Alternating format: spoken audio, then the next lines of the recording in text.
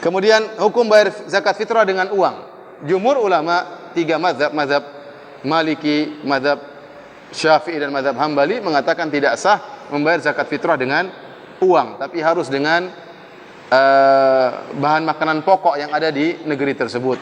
Apakah dengan korma, ataukah dengan gandum, ataukah dengan jagung, ataukah dengan beras, ya.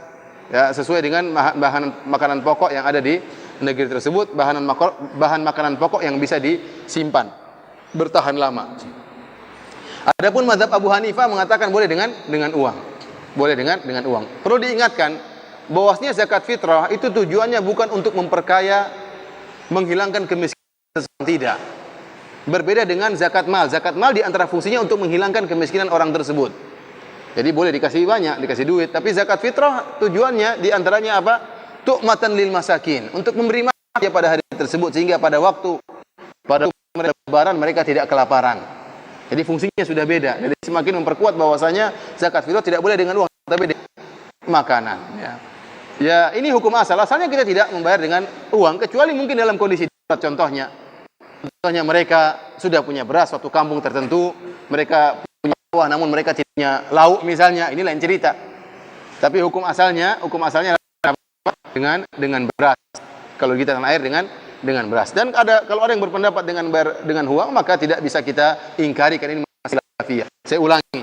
Kalau ada sebagian ustadz misalnya berfatwa boleh bayar zakat fitrah dengan uang karena sekarang lagi butuh uang, orang tidak butuh beras misalnya.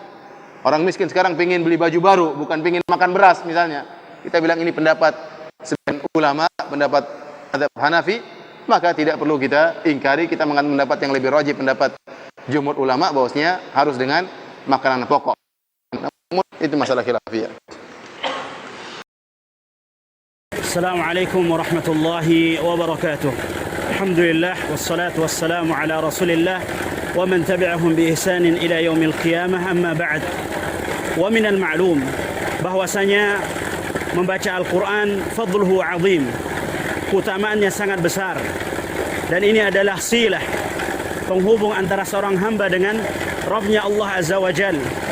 Oleh karenanya Allah Subhanahu wa taala berfirman di dalam surat Fatir, innal ladzina yatluna kitaballah, sesungguhnya orang-orang yang membaca kitabullah Al-Qur'an, wa aqamus shalah, dan mendirikan salat, wa anfaqu mimma razaqnahum sirran wa alaniyah, dan mereka menginfakkan sebagian daripada apa yang kami karuniakan kepada mereka, baik secara terang-terangan maupun tersembunyi, yarjuna tijaratan lan tabur, mereka mengharapkan perniagaan yang tidak ada ruginya, liwaffiyahum ujurahum wa yaziduhum min fadlih wallahu ghafurun syakur.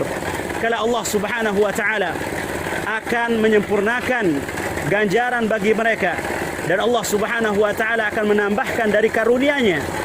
Tidak semua kita diberikan oleh Allah Subhanahu wa taala kemudahan, karunia untuk membaca Al-Qur'an. Ada orang-orang yang tidak bisa membaca Al-Quran, namun Allah Subhanahu wa taala masih memberikan mereka kesempatan untuk menggapai pahala seperti orang-orang yang membaca Al-Quran, seperti orang-orang yang menghafal Al-Quran. Ingatlah sabda Rasulullah sallallahu alaihi wasallam, man da'a ila huda kana lahu minal ajri mithlu ujuri man tabi'ahu ila yaumil qiyamah. Barang siapa yang memberi petunjuk kepada kebaikan, maka baginya pahala seperti orang-orang yang melakukannya sampai hari kiamat, duna yanqusa min ujurihim syai'a, tanpa mengurangi sedikit pun pahala orang-orang yang melakukannya.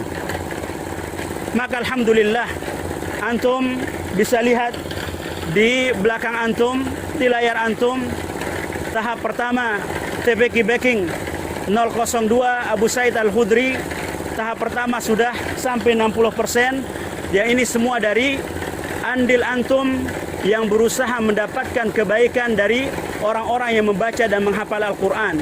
Maka insya Allah ke depan di tahap yang kedua kita akan memulai tahap untuk pemasangan atap, yang insya Allah akan dikerjakan segera setelah tahap pertama ini selesai.